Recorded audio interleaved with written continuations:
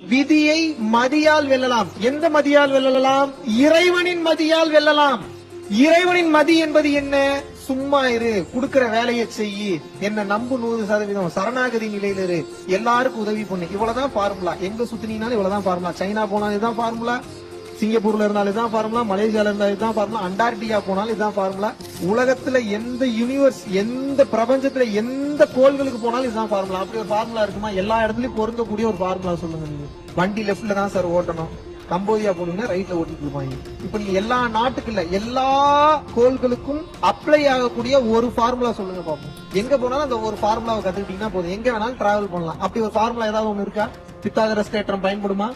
எதுவும் பயன்படாது. அப்ப எந்த ஃபார்முலா? அண்டம் விட்டு அண்டம் பயன்படும் என்றால் அனைவரையும் தன்னுயிர் போல நேசி. இதுதான் பொதுவான ஃபார்முலா. இதை கடந்த ஒரு ஃபார்முலாவே கிடையாது. எல்லா உயிர்களையும் எவன் ஒருவன் தன்னுயிர் போல நேசித்து வாழ ஆரம்பிக்கின்றானோ அப்போதுதான் அவனுடைய கர்மா கொஞ்சம் கொஞ்சமா அழிய ஆரம்பிக்கும். இல்லைன்னா அழியறதுக்கு வாய்ப்பே இல்லை. எழுதி வச்சுக்கணும்.